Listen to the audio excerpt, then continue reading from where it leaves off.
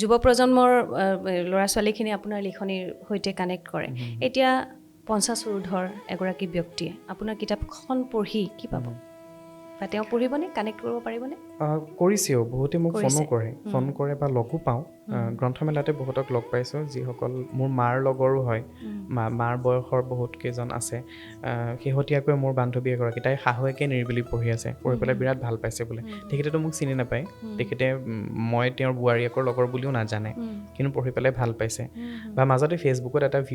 Video' এটা দেখিলোঁ ক'ৰ আছিল মানুহগৰাকী পাহৰিলোঁ তেখেতৰ কিমান বছৰীয়া জন্মদিনত ভতিজাকে ৰাধাখন গিফ্ট কৰিছে আৰু পেকেটটো খোলাৰ ভিডিঅ'টো কৰিছে তেখেতে মানে দেখি পেলাই হাঁহি মাৰিছোঁ ৰাধা এনেকুৱা তাৰ মানে গতিকে নিশ্চয় তেওঁলোকেও কিবা এটা পাইছে ন পাইছে কাৰণেই পঢ়িছে মানে তেওঁলোকেও পাব তেওঁলোকেও পঢ়িব পাৰে এনেকুৱা নহয় যে অকল কলেজত পঢ়া ল'ৰা ছোৱালীয়ে অকল কৌশিক নন্দন বৰুৱাৰ কিতাপবিলাক পঢ়ক তেনে কোনো কথা নাই সকলোৱে সকলো পাঠকৰ কাৰণে তেখেতে কিতাপ লিখি গৈছে আৰু লিখি যাব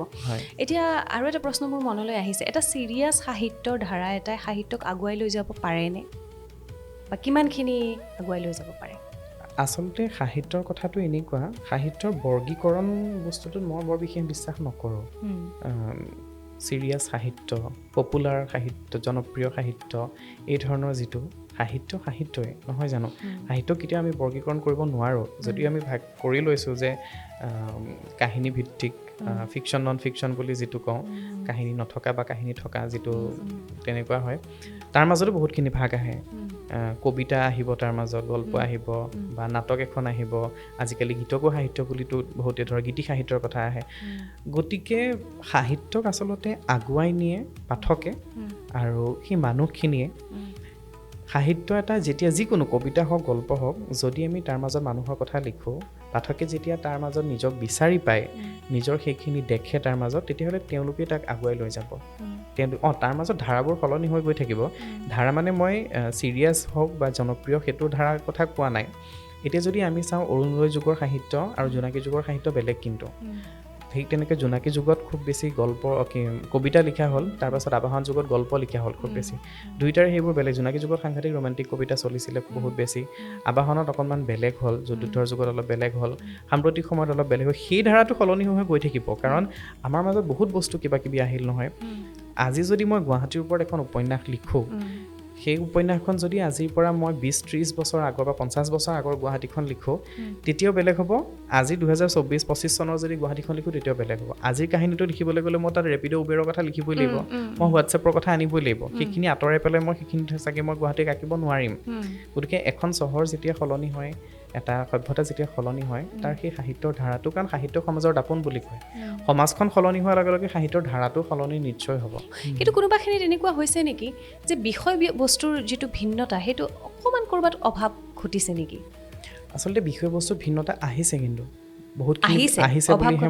আহিছে বুলি ক'ম কাৰণ শেহতীয়াকৈ গীতালি বাৰ এখন খুব ধুনীয়া উপন্যাস বাসনাহীনা নতুন বিষয় এটাৰ ওপৰত তেখেতে সেইটো বিষয় লৈ পেলাই তেখেতে লিখিলে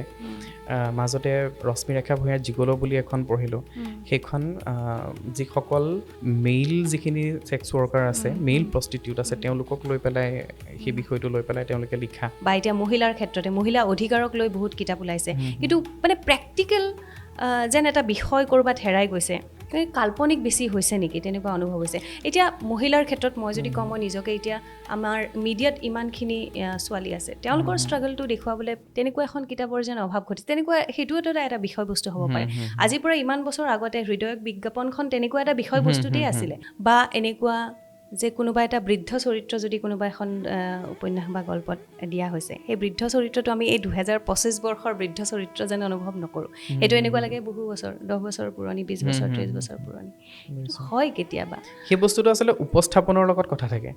কাৰণ এতিয়া আপুনি যিটো প্ৰেমৰ কথা ক'লে প্ৰেমৰ বিষয়টো অন্যান্য কিতাপ ওলাইছে তাৰ ভিতৰত নহয় জানো মৌনৌঠ মুখৰ হৃদয় প্ৰেমৰ উপন্যাসেই হয় অনুৰাধাৰ দিশো প্ৰেমৰ উপন্যাসেই হয় কিন্তু দুয়োখনৰ মাজত সেই উপস্থাপন শৈলীটো বেলেগ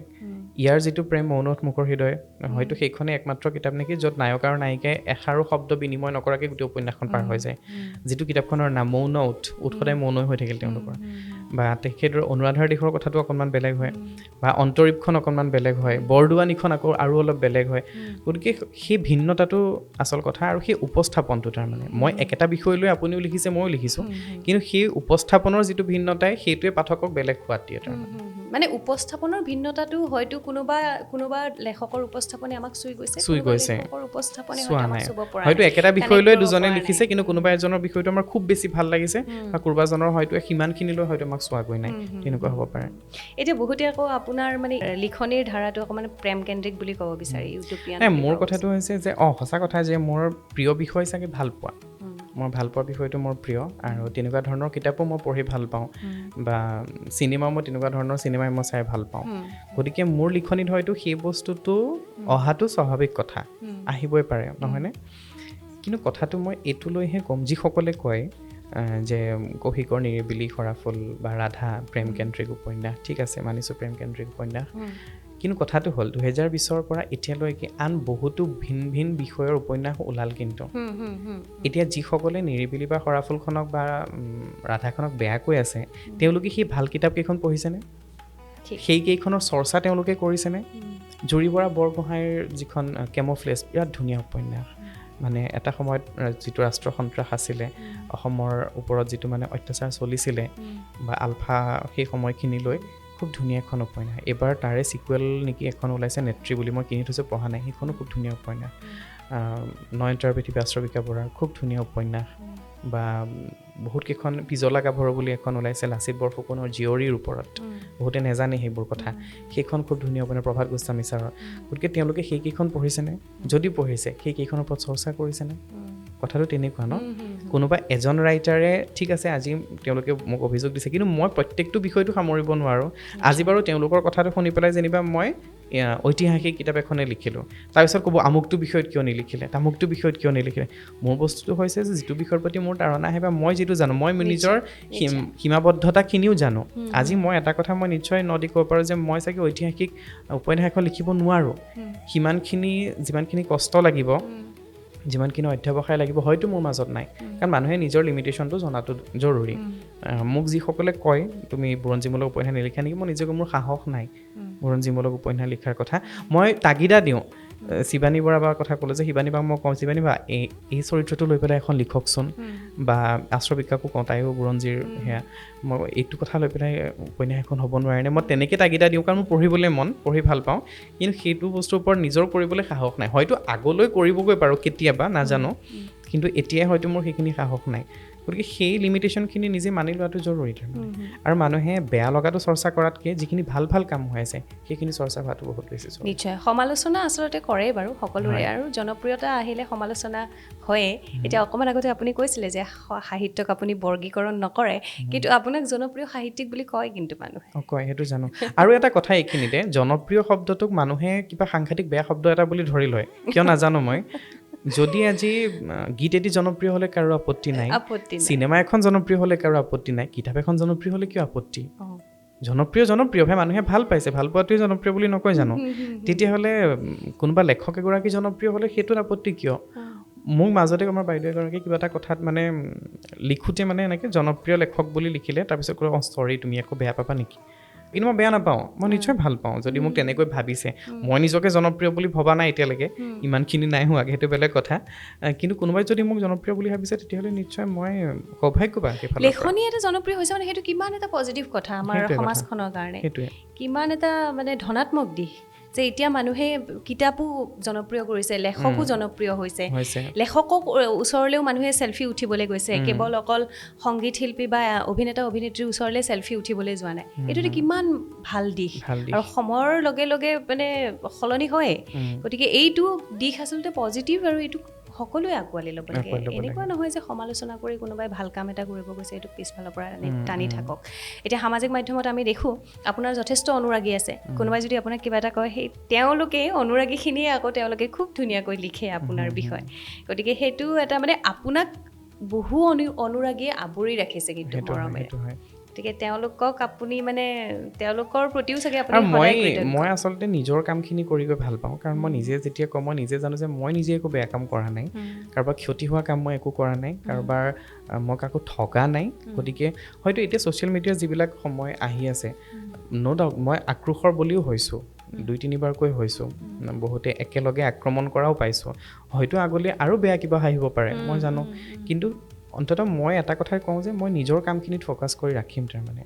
নিজক ভালে ৰাখিবলৈ চেষ্টা কৰি থাকিম। নিশ্চয়, আৰু সেইটোৱে আমি বিচাৰোঁ। বহুত এনেধৰণৰ বাধা বিঘিনি আহিয়ে থাকিব, কিন্তু নিজৰ কামত ফ'কাছ ৰাখি আৰু ভাল লিখনি আৰু মানে সাহিত্যৰ ক্ষেত্ৰখনত আৰু ভাল কাম কৰি যোৱাটো আমি সেইটোৱে বিচাৰিম, আমি সেইটোৱে আশা কৰিম। এতিয়া লিখনিৰ ক্ষেত্ৰত আপোনাৰ নিজৰ কোনোবা ইনস্পিৰেশ্যন, অনুপ্ৰেৰণা? মই ৰীতা চৌধুৰী বাইদেউৰ লিখনি খুব ভাল পাওঁ। তেখেতৰ লিখনিয়ে নহয়, তেখেতৰ ব্যক্তিত্বইও মোক অনুপ্ৰেৰণা দিয়ে, অনুপ্ৰেৰিত হওঁ মই তেওঁৰ কিতাপ পঢ়ি। তেখেত আপোনাৰ অনুপ্ৰেৰণা? হয়। আৰু এনেকুৱা কোনো বিশেষ চৰিত্ৰ আছে নেকি যিটো চৰিত্ৰক লৈ আপোনাৰ লিখাৰ খুব হাবিয়াস আছে? মানে কাল্পনিকো হ'ব পাৰে সেই চৰিত্ৰটো, এনেকুৱা কিবা এটা চৰিত্ৰ যিটো চৰিত্ৰৰ আপোনাৰ সেই লিখনিৰ মানে মূল বিষয় হ'ব? এতিয়া এখন লিখি আছোঁ অলপ চলপ, হয়তো আহিবগৈ পাৰে ডিচেম্বৰৰ ভিতৰত, বা মই কথা দিব নোৱাৰোঁ বাৰু শেষ হয় কি নহয়। তাত এটা চৰিত্ৰ আছে, নামটো এতিয়া নকওঁ বাৰু চৰিত্ৰটোৰ। খুব গান ভাল পোৱা এটি ল'ৰা, খুব গান ভাল পাইছিল, কিন্তু জীৱনত এনেকুৱা কিছুমান ধুমুহা আহিল যাৰ কাৰণে সি গানেই বাদ দিব লগা হ'ল, গান বস্তুটো এৰি দিব লগা হ'ল তাৰমানে। আৰু কিবা এটা বিষয় কোনোবাই ভাল পোৱাৰ পাছত তেওঁ যেতিয়া সেই বিষয়টোৰ পৰা একেবাৰে উলটি আহে, একেবাৰে আঁতৰি আহে, তেতিয়াহ'লে তেওঁৰ জীৱনটো কিমান দুৰ্বিষহ হৈ পৰিব সেইটো আমি অনুমান কৰিব পাৰোঁ, নহয়নে? গতিকে সেই চৰিত্ৰটো, তেনেকুৱা এটা চৰিত্ৰক লৈ পেলাই লিখিবলৈ বহু দিনৰ পৰা মন আছিলে, আৰু এতিয়া লিখি আছোঁ সেই বস্তুটো লৈ, চাওঁ কি হয়।